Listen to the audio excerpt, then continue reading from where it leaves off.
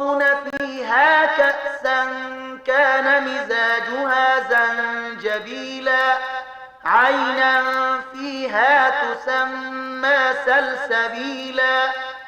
په هغو به هلته د شرابو داسې جامونه وڅښل شي چې د هغه مزاج یعنې خوند او کیف زنجبیل به پکې ګډ شوی وي. دا به د جنت یوه چینه وي چې سلسبیل ورته ویل کیږي. ويطوف عليهم ولدان مخلدون إذا رأيتهم حسبتهم لؤلؤا منثورا. او د هغو د خدمت لپاره به داسې هلکان ګرځي راګرځي چې تل به په یوه حالت کې وي.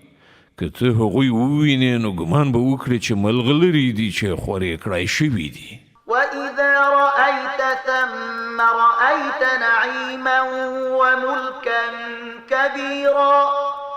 هلته چې هرې خواته نظر واچوي سراسر نعمتونه او د یو لوی سلطنت رنګ رونق به دې تر سترګو شي.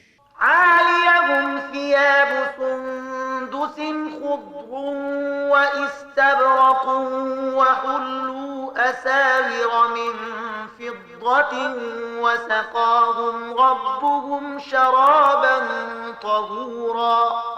پر هغو باندې به د نریو ورېښمو شنه جامه پرته او د اطلس او د پرلو ورېښمو جامې به یې وي.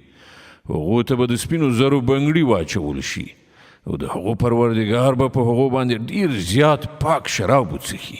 إن هذا كان لكم جزاء وكان سعيكم مشكورا. دا دي ستاسې مکافات او ستاسې هان د هڅه زمونږ د قدر وړ ده. إنا نحن نزلنا عليك القرآن تنزيلا فاصبر لحكم ربك ولا تطع منهم آثما أو كفورا. ای پیغمبره همدا موږ پر تا دغه قرآن لږ لږ په تدریج سره نازل کړی دی نو تو د خپل پروردګار په حکم سره صبر وکړه او له دوی نه د هیڅ یو بد عمله یا حق نه منونکي خبره مه منه. واذكر اسم ربك بكرة وأصيلا ومن الليل فاسجد له وسبحه ليلا طويلا. د خپل پروردګار نوم سهار او ماښام یادوه. د شپې هم د هغه حضور ته سجده کوونکی اوسه او د شپې په اوږدو وختونو کې د هغه تسبیح کوه. إن هؤلاء يحبون العاجلة ويذرون وراءهم يوما ثقيلا. دغه کافران خو له ژر لاسته راتلونکي شي یعنې دنیا سره مینه لري او وړاندې چې کومه درنه ورځ راتلونکې د هغه له نظره غورځوي. نحن خلقناهم وشددنا أسرهم وإذا شئنا بدلنا أمثالهم تبديلا. همدا مونږ دوی پیدا کړي دي او د دوی اندامونه بندونه مو کلک کړي دي او مونږ چې کله وغواړو د دوی شکلونه به بدل کړو. إن هذه تذكرة فمن شاء اتخذ إلى ربه سبيلا. دا یو نصیحت دی اوس نه چې د چا خوښه وي د خپل پروردګار لوري ته د تلو لاره دې غوره کړي.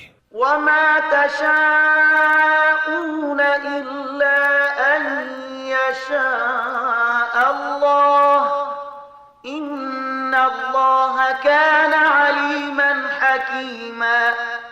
او ستاسې په خوښې سره څه نه کیږي تر څو پورې چې د الله خوښه نه وي. په باوري توګه الله د علم او حکمت خاوند دی.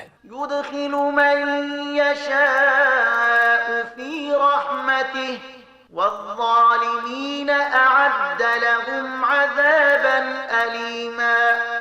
چاته چې خوښه شي په خپل رحمت کې داخلوي او د ظالمانو لپاره دردناک عذاب تیار کړی دی. صدق الله العظیم. الله ستر رښتیا ویونکی دی.